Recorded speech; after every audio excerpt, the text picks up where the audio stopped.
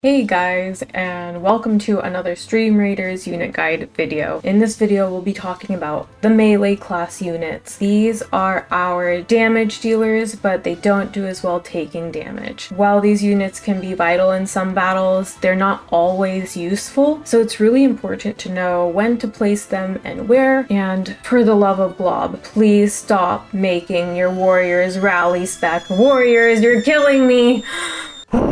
Something to note of melee units is that their attacks reduce healing to enemy targets to 1 HP for an entire minute. This is important to note when facing amassed armored units because that means that the defense of the armor units is lowered, and if they get healed, they only gain 1 HP. So let's begin with the warrior. This is actually one of my favorite units in the game. One of the reasons for that being is the warrior is a really low power cost unit. They do have pretty decent HP, but the melee units take increased damage from range, so if you place your warrior against a bunch of range units, it's gonna die pretty fast, despite its higher hit points. Warriors prioritize attacking armored units first, within 2 range, and otherwise will just attack the closest unit. The best specialization for your warrior is the Vengeful specialization. Please spec your warriors Vengeful. I literally beg of you, please spec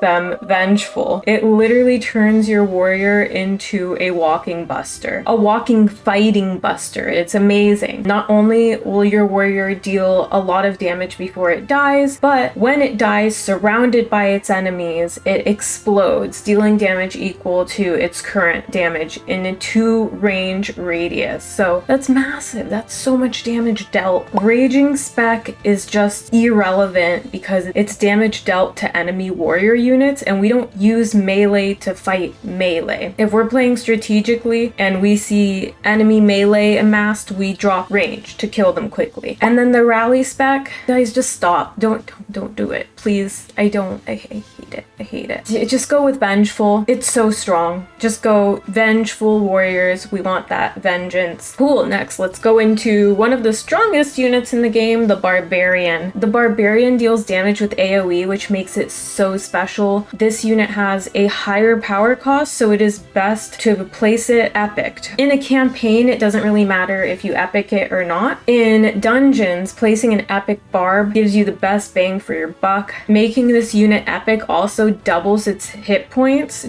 If the unit is not epic, it actually has a pretty low hit point count, so it dies pretty quickly if it's not epic, and it's a total waste of a drop in power if it is not epic. Generally, this is probably our squishiest melee unit, but it's also still one of the strongest because of how much it can kill, how quickly, due to that AoE damage. This unit also prioritizes armored units within 2 range. Let's go into our potion farming of the day. Out of all melee units, the barb is your best unit for farming potions. That's because of the AoE damage that it deals. So if you're trying to farm potions, drop a barb into campaign. In terms of specialization, the wild barb is the best barb. This spec increases the AoE by 1. This is massive, especially when your barb is whacking away at a bunch of rogue enemy units swarming you. You can see a barb get like 10 kills in one swing if it's surrounded by a bunch of little rogues trying to get to your range units behind the barb. Well, next let's talk about our Berserker. Your Berserker is your rare melee unit that has high HP and high damage while also buffing other melee units. Note that Berserker buffs do not stack with other Berserkers, so if there is one Berserker, it will buff anything in its buff range. If you put another Berserker next to it, their buff will not stack. However, if you have something like a flag bearer, that will stack with the Berserker damage buff. The best spec for your Berserker is probably the Rampaging spec. This adds 85% increased damage to armored units, which is massive, especially if you have a level 30 Berserker. That's so much extra damage, especially when you get those pesky armored units that have like 5,000 HP. Also, do note at really low levels,